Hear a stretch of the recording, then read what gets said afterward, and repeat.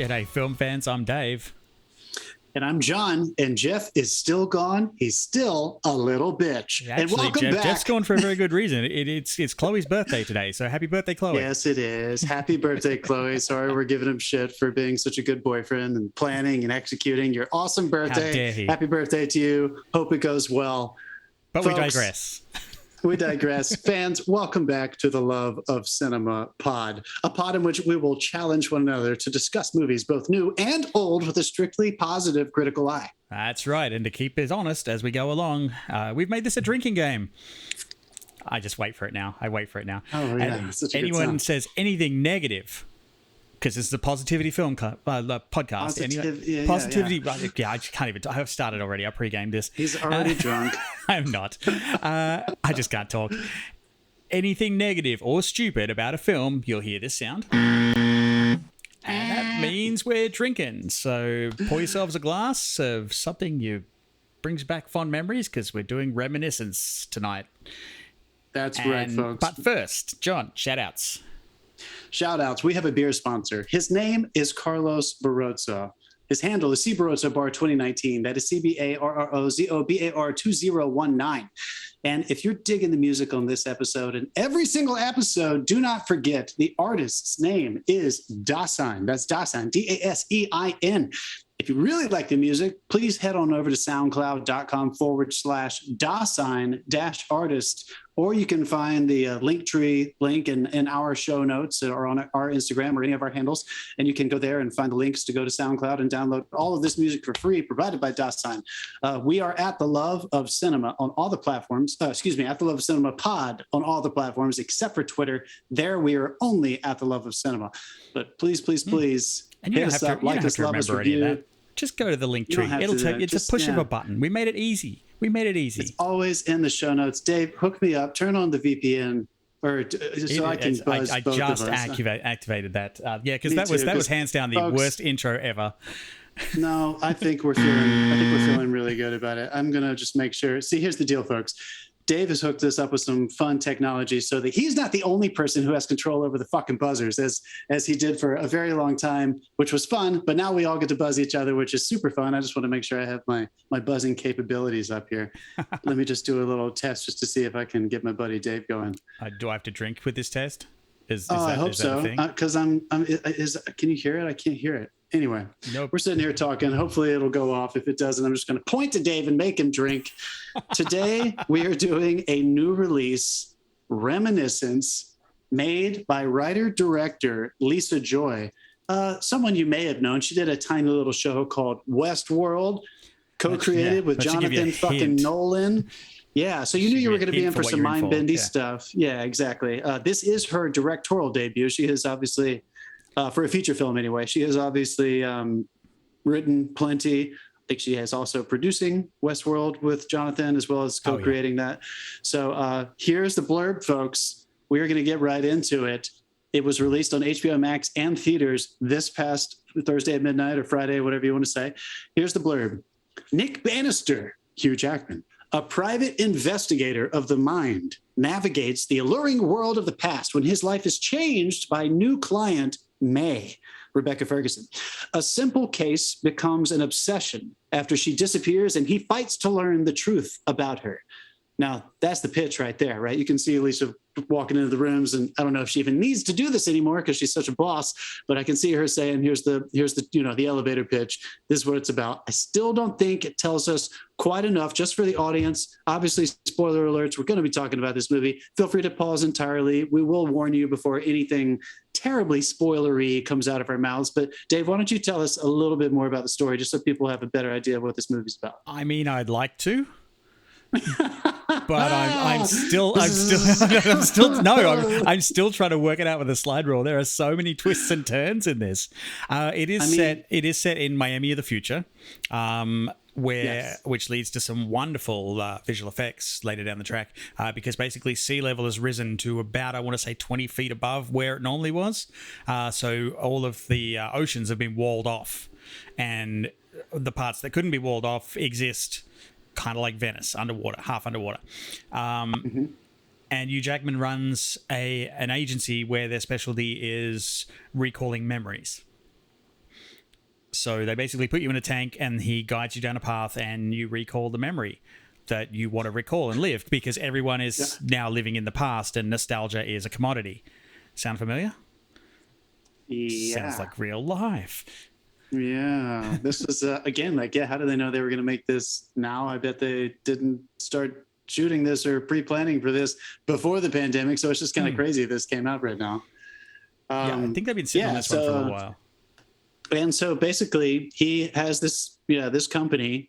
He's ex-military. He used to do the exact same thing for the military. Back then it was a way of, interrogating people. And now he does it privately to earn his living.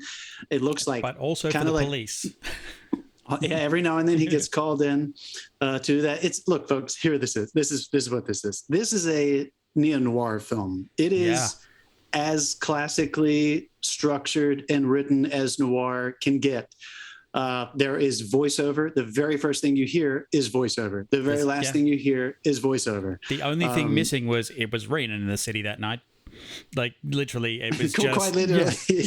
But, and, like a Dane walks through the door and wreaks havoc. It is a classic detective story. Rebecca Ferguson, with a very, very good twist, like a couple of twists. Yeah, she's the femme fatale. So he starts, pulling at a thread of he fell in love with Rebecca Ferguson's character. And then she just disappears. And that's kind of the end of the exposition. She kind of comes into his life. He falls in love. The whirlwind, his whole life changes. And then she just disappears from his life. And he becomes obsessed with trying to figure out why she just drops off the face of the earth. There's no, clues to like where she went, blah, blah, blah, initially.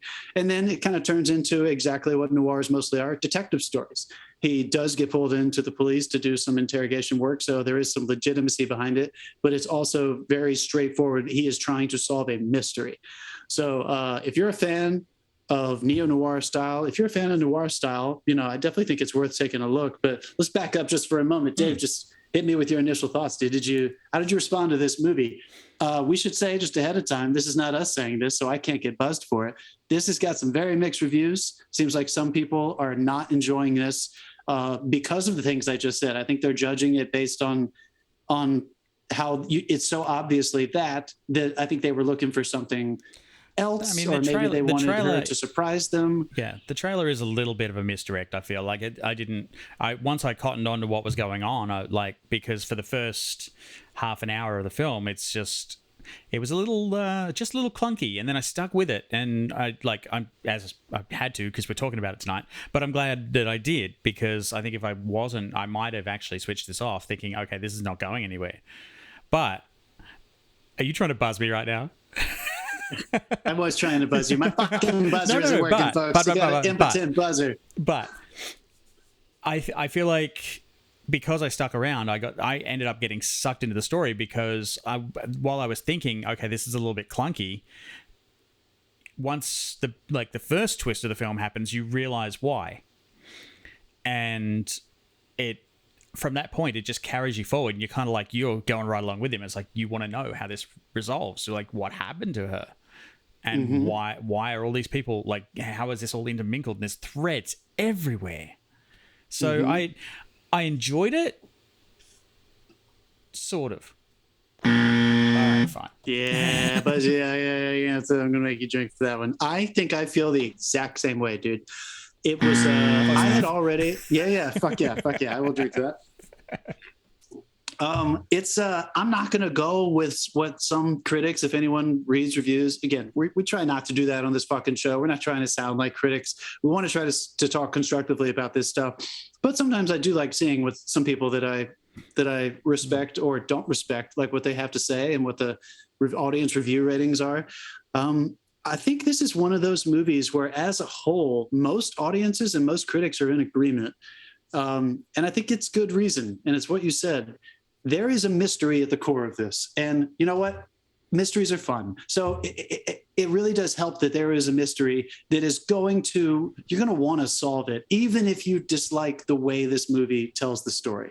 And I think that's what most people are talking about in the reviews I'm reading, is that you can recognize what this is pretty quickly. And I think there's a lot to be excited about. The production design is very large. It's set in this dystopian world where there literally is water running through the streets of Miami. So you know, if you're into the spectacle, it's got something for you there. If you're into the mystery noir style, it's got something for you there. I think this cast is pretty strong too. So you kind of go into this thinking, all right, I think I know what this is within the first 10 minutes or so. I think what this movie might be lacking, and I'm not the first person to say this, so I don't want to sound like I'm copycatting, but I kept waiting for, whenever you do a take on a very popular genre or structure, you want to put your spin on it as a storyteller. And I kept waiting for that original surprising element. And as much as I did enjoy, and I got hooked into trying to, I have to figure out what the hell happened. The mystery did get me. I wanted the telling, the actual filmmaking, maybe just from the script and the writing, to surprise me a little bit more with the way she was going to approach this genre. And I don't know if it quite got there for me. It almost got there several times. I really like Rebecca Ferguson as an actor. I think she's good. I liked her immediately when I first saw her in the Mission Impossibles. I cannot wait to see what she does with Jessica in Dune, the mother character. Oh, yeah. I'm so excited for that. So I forgot she was in this. I'm not gonna lie. I think I had seen one trailer quite a while ago, and I was like, great. And I just forgot. And so when she came on, I was like, good. And I think she did a really fun turn as a femme fatale, very, very classic femme fatale. And I think I enjoyed her character and the writing of what they did for her even more than I did for Hugh, which might ultimately be the problem with this movie, which is not Lisa Joy's. I don't know if it might be her fault. My favorite detective noir movies, they all, whether we like it or not, these kinds of stories are being told from one point of view. It is literally a voiceover point of view movie, right? All these great old noirs, like you said, it was raining that night. Like it's literally, they're telling you what's happening to them. They're telling you the atmosphere. They're telling you the entire story, literally telling you the story. And it felt a little repetitive to me. I'm not quite sure. They didn't, I don't know if she gave as many obstacles as she could so that Hugh Jackman's character could reach a point that I think is integral in all the really good noirs, where they don't know how to continue telling the story, where the storytelling kind of slips into them living it. And do you know what I mean? Does that make sense? Mm-hmm. Like it kind of stops being a, let me tell you a story, and it starts being like, I didn't know where to go, and I don't know where to go because I don't know what's going to happen next. It kind of felt like every time they would get to the next scene, it kind of felt, I kept having this weird sensation where I was like, haven't we already been here with the story? I feel like he's already talked about this and now we're actually just watching it, as opposed to starting to live it with him and be very scared or at least not be able to kind of predict what's coming next. And it started to feel a little bit more predictable. Not her part of the story. I was still curious about the mystery. I don't know if you could call it predictable. It just kind of was meh. Like you kind of it's close enough, I guess. You kind of, yeah, man. Like you felt for him, but you didn't feel for him as such. And like he turns into a pretty flawed character. He starts off somewhat really cool and like almost James Bond-esque. Like he's cool in the bar and all that sort of thing. And then he, like, when they pull the first twist, then suddenly he becomes a lot scruffier and a lot, like, his character changes. And you do kind of come along with him a little bit when he's in the police interrogation and he won't stop focusing on her. Yeah. And they're trying to get him to focus on anything else. He won't stop focusing on her. It actually made me dislike him. I was like, what are you doing? Like, and it's like, if you dislike that central character, then I don't know. Does it still work? No, I don't think so. And obviously a lot of these, maybe not obviously, but I think that a lot of noir protagonists are not super likable, but there's something about that anti-hero kind of thing that is kind of not the car wreck you can't look away from, but there has to be a little bit of I'm kind of disgusted by this person, but I understand their obsession. So it's not like you're empathizing with them. It's not like you're on their side, but there has to be something intriguing about them. And I agree with you. He became less intriguing to me as it went on. He kind of started slipping into, it got a little pathetic at some points of not Hugh Jackman, but just the writing of that character. Yeah, I'll drink to that. You said something else that, what were you just saying? You were talking about how it was in the police scene when he started being obsessed, started focusing on her. Yeah, and it made me not like him, like literally not like him. I think go for it. No, that was it.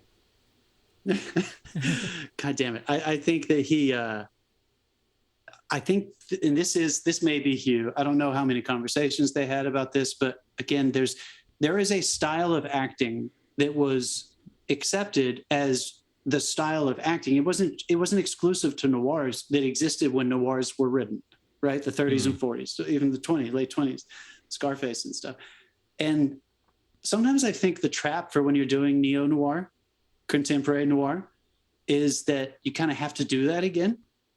And I think there are the best examples, a lot of David Lynch's films, the Twin Peaks stuff, even something, it's not super contemporary, but Chinatown, Jack Nicholson. Yeah. I was actually waiting for someone to yell out, forget it, it's Chinatown at the end of it. Forget it, Jake, it's Chinatown. Yeah, no. But I think that Blade Runner and Blade Runner 2049, we have good examples of contemporary noir. They don't slip into the trap of playing it to that style of performance.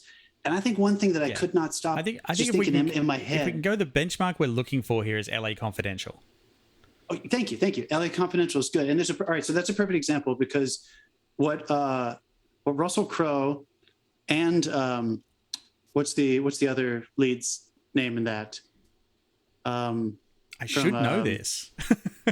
Oh, God damn it. From what the fuck is his name? He's Australian. He was in God damn it! I know. I don't even know my own people. It's horrible. Somebody look it up. Jeff, quick, look this up. No, fuck this. No. We're gonna look this up right now. LA Guy Pearce? Confidential.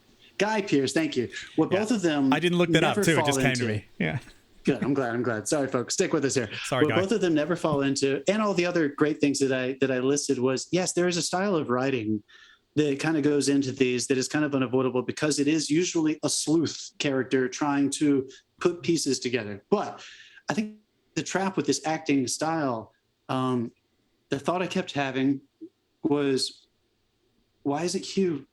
Why isn't this getting grittier when he's actually upset? Why does it still feel like it's a little bit from a distance and a little too performed? I kept waiting. I don't think Rebecca fell into this trap as much. I don't even know if she fell into it at all. I liked the way she performed her part. It never felt like a cliche. She had a lot less screen time too. He was on screen the entire time. And she had a lot less dialogue. So it's not just that she was on screen less. She didn't literally have as much to say, where I think some of the traps came for him. So it seemed just like that. Let's take the police.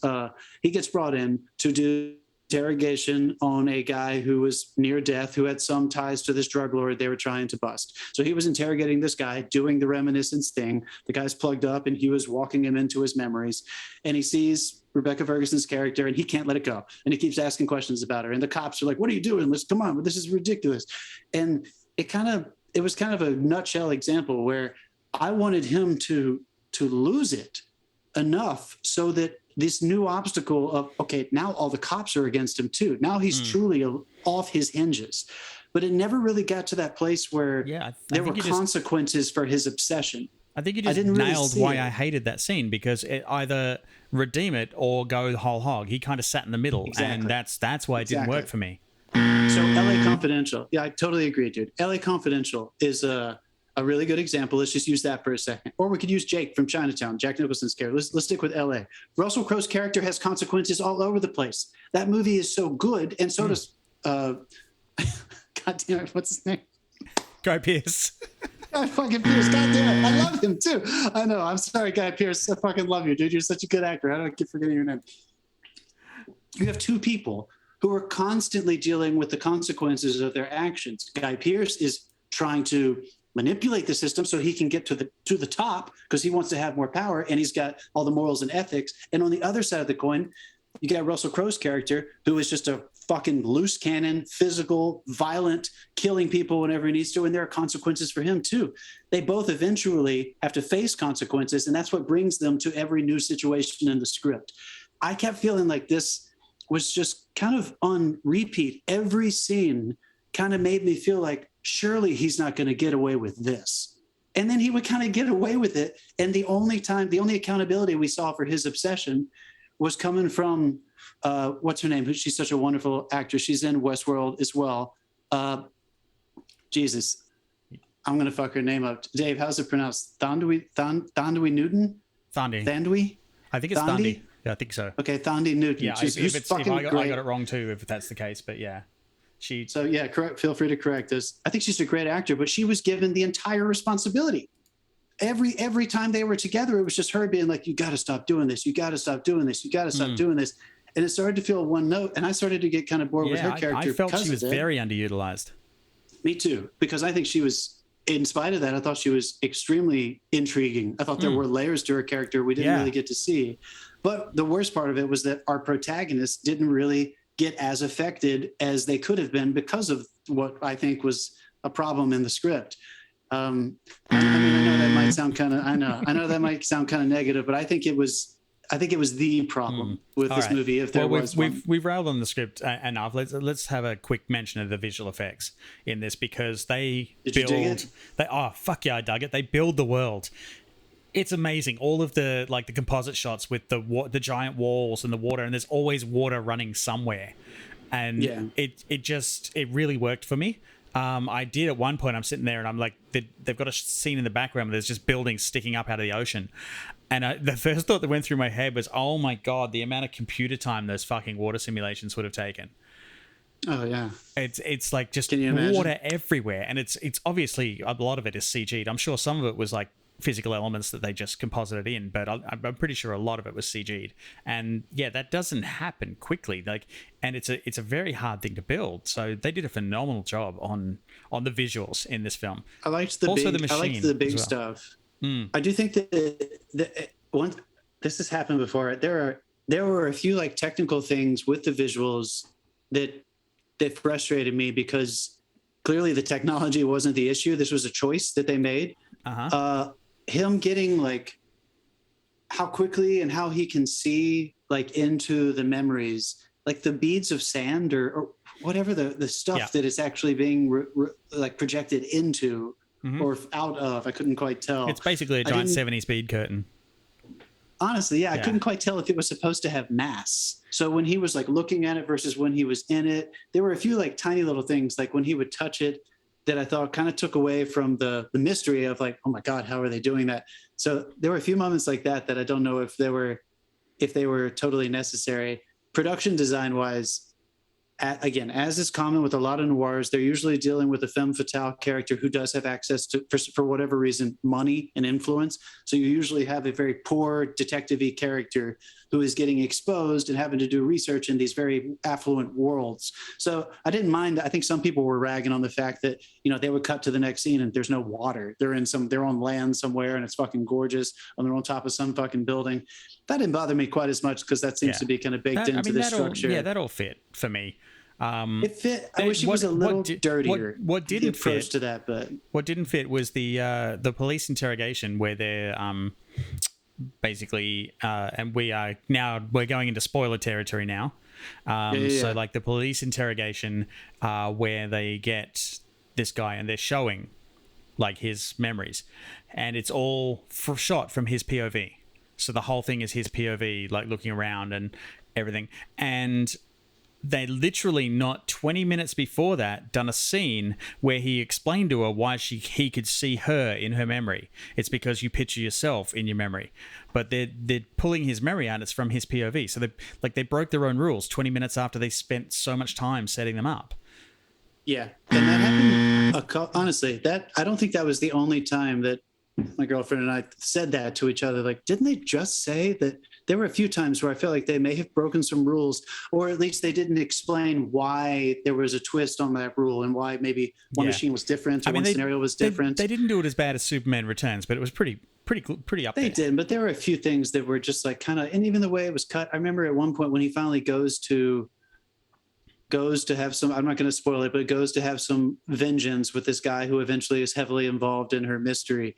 And it cuts from, you don't know where you are, but it's not next door. It cuts from Hugh's beaten up. It seems like they're far away. He had to go quite a ways to get this guy. And then it cuts and they're right back in his studio. And it didn't explain anything about how he got this guy back in a world where it's very difficult to travel. Yeah, you would have had to put that guy in an open boat someone's going to notice that. And he was injured. Yeah, exactly. So like there were small things like that those small things add up. And I know that's fucking annoying, but you know what audiences are really good at? Catching shit like that. And it pulls you right out of it and just makes you question. Also, and especially when you're trying to suspend belief for this giant secondary world. My biggest one is when they're going over Thandi's memories that show that she was actually there to scam and why she was there.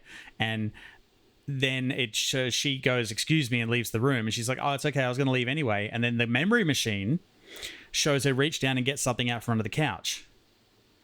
Who saw that? There's no one in the room. Exactly. There was another one that was exactly like this. And I know it's such a shame, but no, fuck it though. I mean, take it.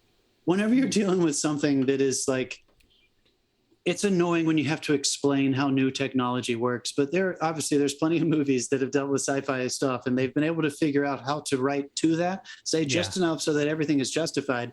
There were so many moments where you're like, wait, I didn't know that he could do that. Why aren't they explaining why he's allowed to do that? Why is it this way? Why isn't that POV? That it was just, what do you think that is? Was it just a lack of exposition? Or was there not enough accountability in the script? So it just kept breaking rules or twisting some of its own rules? I'm not quite sure how that happened. Because I mean, a lot of people work on a film. So like in the end, it works. It comes down to a choice, I guess, in like editing or whatever. It might be something that they wouldn't give you the money to go back and reshoot to fill in. So you have to roll with it. And just hope nobody notices, because that happens sometimes. I will say we're ragging on some points and stuff, but like it as a feature film debut, this is up there. This is like really good for a feature film debut. Like you've come from directing one episode of Westworld to this, and could you like, I don't know, if I got that phone call going, hey, we've got Hugh Jackman, I would shit my pants turning up that first day of work. Me too. I mean, it's definitely bold. I'm not going to say this was good. This was impressive that she took on this challenge. Go for it. But you know what? I feel like I'm not alone. I think she maybe could have taken on a slightly smaller project to start with. I don't know what the budget was on this thing. I'll look it up real fast, but I'm sure it was gigantic compared to an episode of Westworld. I'm not seeing any budget estimates, but I would imagine it's at least 100. You know, if we're talking like something this scale. Yeah, I don't know. It was it's still, if you like mystery movies, don't get me wrong, we haven't seen one in a long time. So like I can't remember the last like gigantic big mystery movie that came out, you know, that was on the blockbuster side, not like a Oscar movie side. And I definitely respect her for going for it. And I want her to fucking keep going. One of the things I really like though, when we went to New Orleans, and he went into the guy's complex and he let him in, and like he's basically it's this they cast an Asian actor to play this guy, but he had like the thick New Orleans accent that he slipped into occasionally. I thought that was a really nice touch as well, because they played him as like American New Orleans. Just overall, I thought that guy was awesome. He was great. That was a good scene. Like that was. The whole thing was like really good. It's like maybe a little more of that. I will say in that scene though, when somebody shoots the jukebox and it starts playing Tainted Love, and I'm like, and then someone shoots the jukebox and it dies, my first thought was, my God, did they just pay $30,000 for 20 seconds of Tainted Love? Dude. Me too. And I know you and I are filmmakers, so we were thinking like technically, but also just as an audience member, I was like, why did they just do that? Yeah, it lasted for like 3 seconds. I don't know whether you noticed, but the soundtrack. The orchestral soundtrack that kicked in was still doing the stabs. Yeah. So it turned into the sound. Yeah. So once I noticed that, I was like, that's kind of a cool choice. I like this. I like what they did there. If anything, I'd go back and listen to see how many other times they snuck something in there. It may have been in there. Yeah. I don't know. Overall, I'm not sure if the music, not just in that scene, that scene was great. I don't want to say anything negative about that scene. There were a few times where I feel like the music was trying to rescue some ambiguous transitions and sequences. And again, I'm just not sure it worked. Yeah, thank you. Yeah, fair. One question though, this does pose a very interesting question with this technology that they've built, because I don't know about you, but like, are your memories biased? Because I think they are. People remember things the way they want to remember them. So does this machine extract your memory in the bias that you put on it? As in, like, you'll twist it around and make yourself seem just a little bit better than you were in the situation or whatever, you know, people's brains do. Like, or is it somehow retaining the original memory, like it's extracting it from your subconscious? Yeah, they did, and they didn't address that, which they probably should have, just because I think everybody saw that Black Mirror episode. Do you know what I'm talking about? Where they have the I'm memory trying to chip think. so you can play Oh back, yes.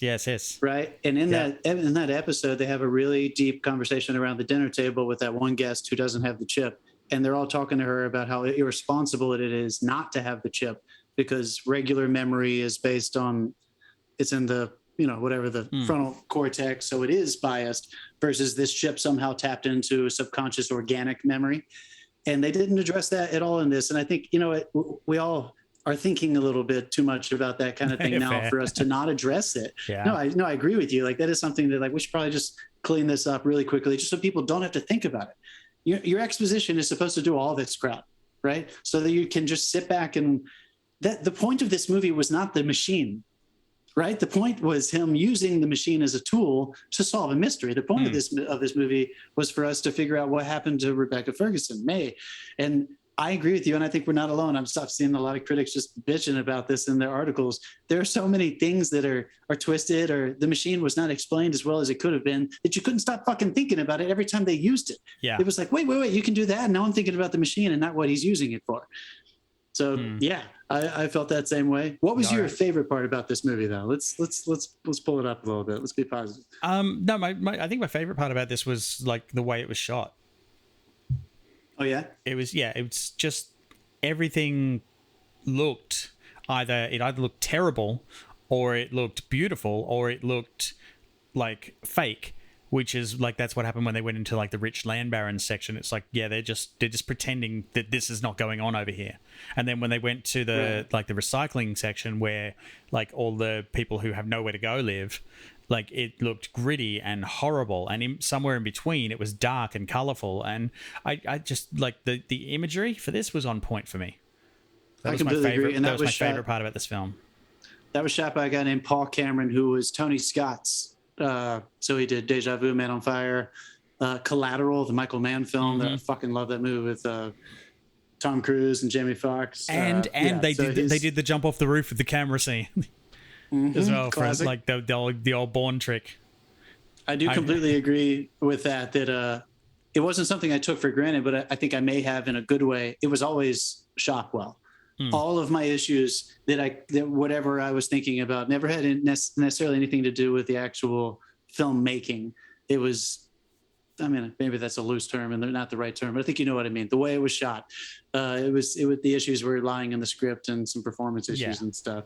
There were definitely the standout performances for me. Like I said, I really enjoyed what Rebecca Ferguson did. I love the guy who played the drug lord from New Orleans. I thought he was really strong. I think those were probably my favorite parts about it, because there were things I just couldn't kind of get past. I was struggling with this one, but I don't know. Yeah, I mean, we've given you a general roundabout, so it's available on HBO Max, free. So give it a watch, and let us know. Like, come at us, comment, review. We've got a Facebook group. Come and find us on that, and yell at us if you disagree. Yeah, I guarantee I'll answer. Yeah, Dave will get back to you. And yes, never let us deter you. Determine for yourselves. Give it a shot. Give it a watch. Support it. It is a new movie. We do want people to try to start supporting these things. We want to take risks. Let's face it, folks. We're not gonna get the best of the best until we start seeing movies again and hold. These people have to live up to their accountability of whether or not these things succeed or not. So I'm glad she gave it a shot, and I can't wait to see more of Lisa Joy's work. But yeah, I don't know if I'll be rewatching this one. Yeah, sure. All right. Well, that's about everything we can wrap up with that. So later in the week, we're going to be talking about the original 1970s version of Suspiria. But before we go, what you been watching, John? What have I been watching? I saw two movies this week. One of them is a new movie. One of them is an older movie. I saw Flag Day. It's the new film by Sean Penn, starring his daughter, him and Robin Wright's daughter. I think her name is Dylan, and him. Supporting characters from Josh Brolin, several other people. Anyway, it's definitely an artsy film. If you feel like taking a chance on that kind of thing, it was really cool. I was glad I got to see it. Met the producer. Sounds like a long passion project, and I'm glad it came to fruition. That was cool. And I also watched Paris, Texas for the first time, which is a Wim Wenders film, and that's been on my list for quite a while. It's one of Roger Deakins' favorites. He talks about it all the time. Beautifully shot, beautiful told story, a slow movie, but it's on the Criterion and on HBO Max right now if you want to take a chance. Definitely, I would call that it's in the masterpiece world. That was very enjoyable if you're looking for something like that. How about you? I didn't get a chance for much movies this week. We've been apartment hunting over here in New York, possibly shifting around. Who knows? Nice. Yeah, I mean, because looking at the window at the moment, it kind of looks like Miami from Reminiscence. We're in the middle of a tropical storm at the moment. No. Yeah. So, but what I did watch was the second season of Evil. Which is a funny story. They moved from like the CBS TV to CBS All Access, so they're no longer affected by the censors. So they're dropping F-bombs, and the demons are just a little bit scarier, and the gore's kicked up just a little bit, and it's like the story, it just got a little more intense. But I mean, yeah, the character of Leland in it is, of course, played by you probably know him as the main bad guy from Lost. Shit. Yeah, and Michael Emerson. Yeah. Yeah, Michael Emerson. Yeah. He plays it to a T. This man can just snap on a dime and say the most outlandish, horrific things with a completely straight, light tone of voice. It's like, I'm just delivering the news of today. But but I also killed your sister. But yeah, it's like that's not what he said. But yeah, it's I really like he's just a joy to watch. Every time I see him on screen, he's a joy to watch. I've loved him in everything he was in. So yeah, it's worth watching just for that. But there's also, some solid performances in this and a really good storyline. Cool. Well, check it out. It's on CBS All Access. All Access, yeah. Sweet. Cool. Well, thank you so much, film fans. We will be back later in the week. Check out the episode on Suspiria. Dave and I should have seen it by now, and we finally did. So tune back in and we'll talk about it. See you soon.